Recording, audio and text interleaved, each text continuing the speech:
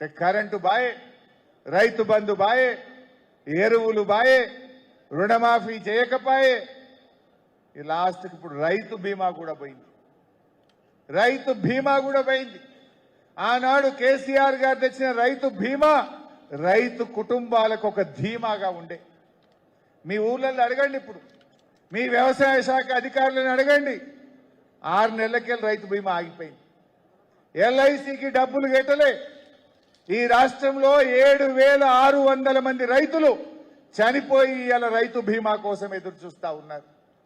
రైతు బీమా కూడా ఖతం చేశారు. అంటే కేసీఆర్ ఒక్కొక్కటి కూడబెట్టుకుంటా రైతుల ముఖంలో వెలుతురు చూస్తే రేవంత్ రెడ్డి ఒక్కటొక్కటి ఉడవీక్తున్నాడు. కరోనా వచ్చింది కదా, కరోనా అప్పుడన్నా రైతు బంధు ఆగినాదే? ఆగిందా?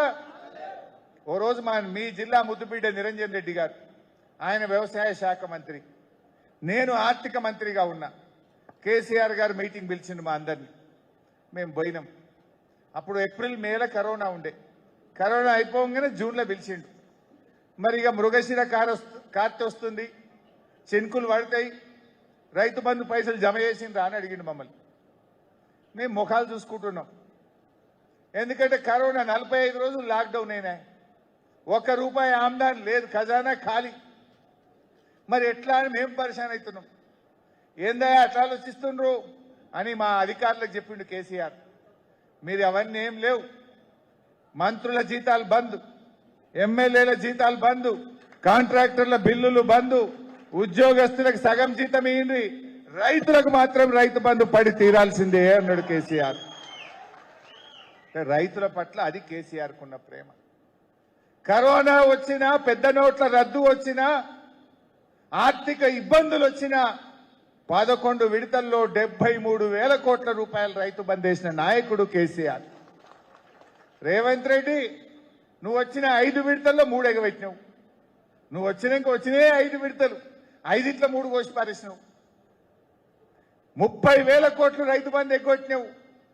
అంటే మీరు ఆలోచించండి, అలా రైతుల్లో చర్చ పెట్టండి. ఏ విషయంలో 24 గంటల కరెంటు కేసీఆర్ తెస్తే దాన్ని ఆగం చేసినావు. క్రమం తప్పకుండా రైతు బంధు ఇస్తే దాన్ని ఆగం చేసినావు.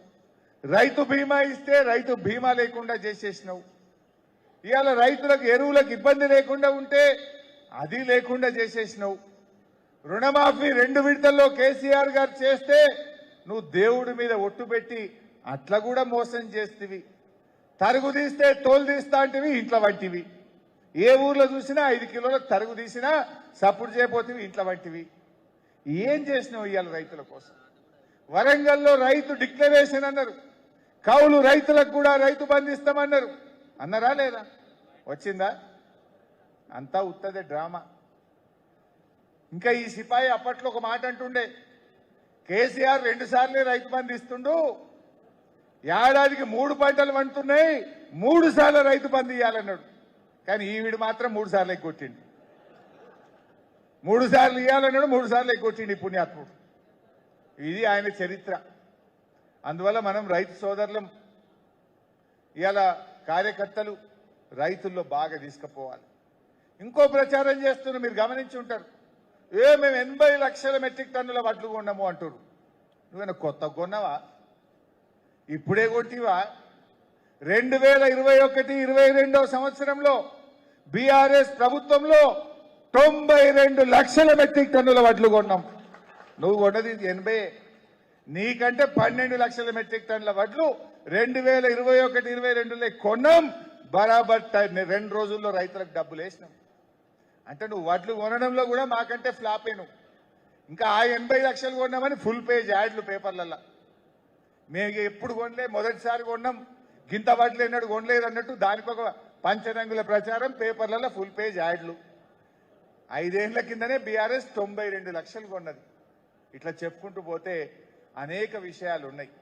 అందుకే ఇవాళ రేవంత్ రెడ్డి గారిని ఈ చర్చల నుంచి నేను అడుగుతా ఉన్నా, నువ్వు రైతు బంధు పేరిట రైతులకు బాకీ పడ్డ 30,000 కోట్లు ఎప్పుడు ఇస్తావో చెప్పాలని చెప్పి రైతుల పక్షాన్ని అడుగుతా ఉన్నాం. మిగిలిపోయిన రుణమాఫీ ఎప్పట్లోగా పూర్తి చేస్తావో చెప్పాలని ఇవాళ రైతుల పక్షాన్ని అడుగుతా ఉన్నాం. మూడవది, ఇంకో ముఖ్యమైన విషయం మీరందరూ గమనించిందో లేదో, ఒకప్పుడు రేవంత్ రెడ్డి ఏమన్నాడు, వడ్లు వండింది, ఎన్ని వడ్లు కొన్నా కొంట, ఎంత పంట వండినా కొంట. నేనేం చెప్పిండో చూసిండ్రా, మీరు గమనించిండ్రా? చూపియాలి నా చూపివట్టురా భయ్ ఏ తమ్మి.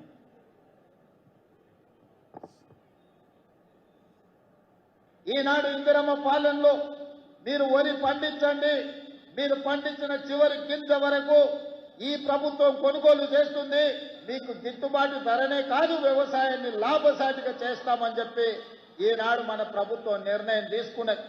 ఇకపై కేంద్రం ఏ పంట ఉత్పత్తులకు ఎంఎస్పీ నిర్ణయించి కొనుగోలు చేస్తుందో ఆ పంటలను అంతే కోటాలో రాష్ట్ర ప్రభుత్వం తరఫున కొనుగోలు చేయాలని నిర్ణయం తీసుకున్నాం.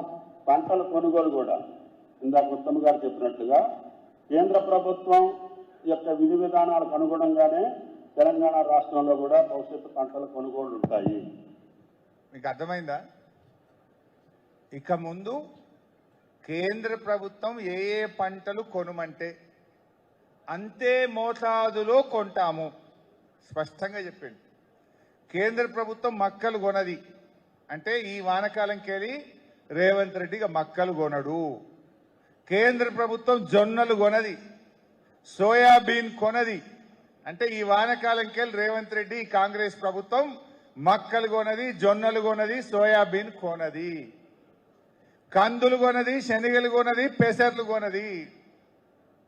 మరి కేసీఆర్ గారు ఉన్నప్పుడు కేంద్రం కొన్నా కొనకపోయినా ఎన్ని కందులు వండినా, పెసర్లు వండినా, శనగలు వండినా, సోయాబీన్ వండినా, జొన్నలు వండినా, మక్కలు వండినా ఆనాడు కేసీఆర్ గారు చివరి గింజ దాకా కొన్నడు, రైతులకు మద్దతు ధర ఇచ్చిండు. కానీ ఇప్పుడు కాంగ్రెస్ ఏమంటుంది, ఈ వానకాలంకెళ్ళి కేంద్రం కొనుమన్నంత కొంటాం, ఏ పంట కొనుమంటే గా పంటనే కొంటామంట. మరి నువ్వెందుకున్నావు? పీకనీకున్నావా? నువ్వెందుకున్నావు?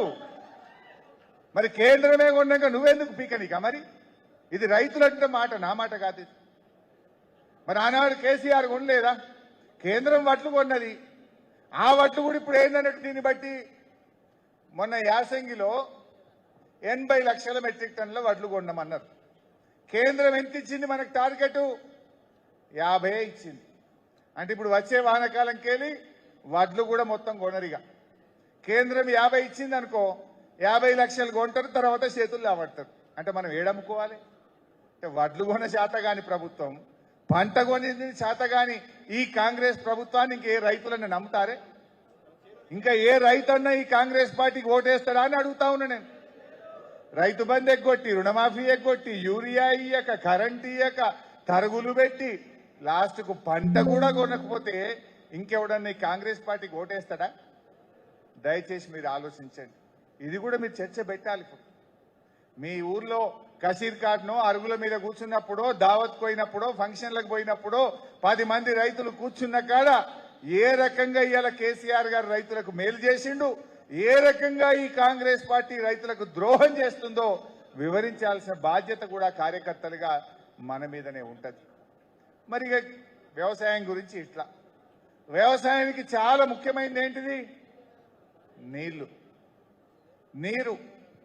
ఇవాళ ఈ సాగునీరు విషయం మీద కూడా మాట్లాడుకోవాలి. రేవంత్ రెడ్డి పాలమూరు బిడ్డ అంటాడు, కానీ ఆయన చర్యల వల్ల ఇవాళ మొట్టమొదలు నష్టపోయే జిల్లా పాలమూరు జిల్లా. ఆనాడు కేసీఆర్ గారు, మా శ్రీనివాస్ గౌడ్ అన్న అప్పుడు లక్ష్మారెడ్డి గారు మంత్రి, లక్ష్మారెడ్డి అన్న అప్పుడు ఈ జూపల్లి కృష్ణారావు కూడా ఇల్లే ఉండే. ఆ రోజు మా అందరితో మీటింగ్ పెట్టి ఒక మాట చెప్పిండు, పాలమూరు పెండింగ్ ప్రాజెక్టులు పూర్తి కావాలి, ఎన్ని డబ్బులు కావాలన్నా నేను ఇస్తాను, ఆ పెండింగ్ ప్రాజెక్టులను రన్నింగ్ ప్రాజెక్టులుగా మార్చి అవి పూర్తి చేయమని కేసీఆర్ గారు ఆదేశించారు. మేం పోయి ఆ జొన్నల పోగుడ పంప్ హౌస్ దగ్గర కింద పండుకున్నాం చాపలేసుకొని. మొదటిసారి జొన్నల పోగుడకు పోతే ఆ పంప్ హౌస్ దగ్గర గబ్బిలాలు వేసి వచ్చినాయి మీదికి అన్ని. అది మూలకు పడి 3 ఏళ్ళు అప్పటికి. దాన్ని మళ్ళా మంచిగా చేసి ఆ పంప్ హౌస్ పూర్తి చేసి ఆ ప్రాజెక్టులను పరిగెత్తించి పాలమూరు జిల్లాలో 10 లక్షల ఎకరాలకు నీళ్లు బారిచ్చిన గవర్నమెంట్ బీఆర్ఎస్ గవర్నమెంట్. ఇలా ఇదే కల్వకుర్తి మన జడ్చర్ల నియోజకవర్గంలోని మిడ్జిల్ కు నీళ్లు రావాలంటే ఆ దుందిబి నది మీద ఒక అక్విడక్ట్ కట్టేది ఉండే. వాడు కాంట్రాక్టర్ పనిచేయకపోతే నేను లక్ష్మారెడ్డి అన్న అదేమో ఊరుండే గూడెం రెడ్డిగూడ దగ్గర ఒక ఇల్లు మీద డాబా మీద పండుకున్నాం. మేము కూలర్లు పెట్టుకోలే, ఏసీలు పెట్టుకోలే. ఎండాకాలం డాబా మీద పండుకొని మేము పర్యవేక్షించి రాత్రి 12 దాకా రివ్యూ చేసి పరిగులెత్తించి ఆక్వాడక్ట్ పూర్తి చేస్తే మన జడ్చర్లలోని మిడ్జిల్కు ఆ కృష్ణా నది నీళ్లు తెచ్చింది బీఆర్ఎస్ ప్రభుత్వం. కల్వకుర్తిలో 3,30,000 ఎకరాలకు నీళ్లు ఇచ్చినాం. నెట్టంపాడులో 1,60,000 ఎకరాలకు నీళ్లు ఇచ్చినాం. భీమాలో 1,75,000 ఎకరాలకు నీళ్లు ఇచ్చినాం. కోయిల్ సాగర్ ప్రాజెక్టు పూర్తి చేసి నీళ్లు ఇచ్చినాం. చెరువులు బాగా చేసి, చెక్ డ్యాములు బాగా చేసి